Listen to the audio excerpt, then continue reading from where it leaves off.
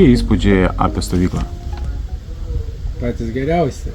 Visą laiką jau. Aš jau esu dabar, man čia yra dabar, bijau pameluoti, 4. Kažkas. Jo, 4. Liktais 4. Tai,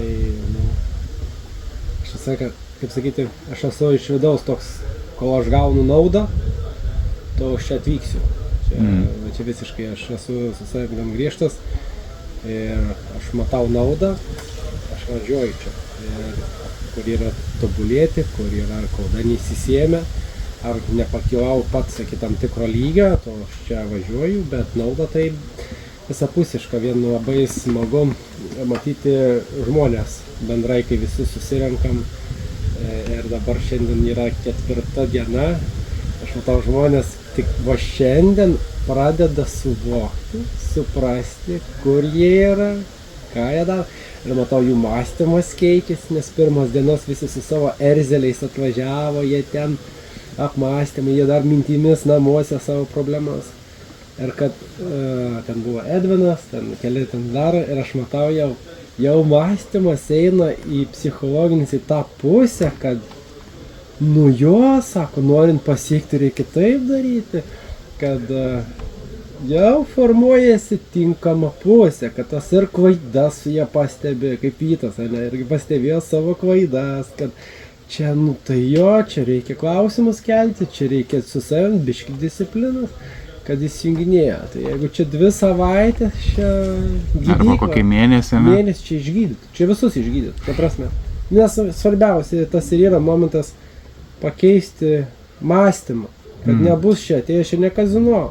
Čia reikia dirbti su savo mentalu. Taip. Ar stovykloje gavai to, ko atvažiavai? Be abejo, dar šiandien įdomi diena lauksiu to mūsų guru. Tai žiūrėsime, irgi turiu Su Tomu Gudėnu, ne? Tomu Gudėnu jo ir klausimų turiu tų gilesnių. Ar sugebės atsakyti, nesugebės, bet aš tikiuosi. O ar gavau? Tai man asmeniškai atsirakinėja, kaip sakyti, galvoje suvokimai po tam tikro laiko, bet aš iš čia semiuosi maksimaliai, nes aš matau naudą, aš matau, kur, kaip sakyti, su savo klausimais atvažiavęs, tai aš siurbiu kaip kempinė viskas siurbiu, stengiuosi, o laikui bėgant tik tais praėjus kažkiek laiko, aš suvokiu, kad ar man gavau, ko norėjau iš tos sodybos, ar ne. Praeiti sykį davė, dėl to ir grįžau vėl. Okay.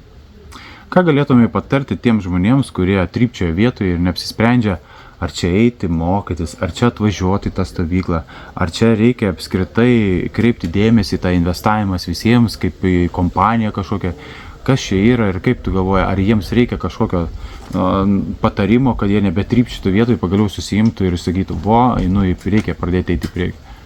Na, žinant mano istoriją, kaip aš čia atsidūriau, tai čia nelabai kokią patirtį turiu.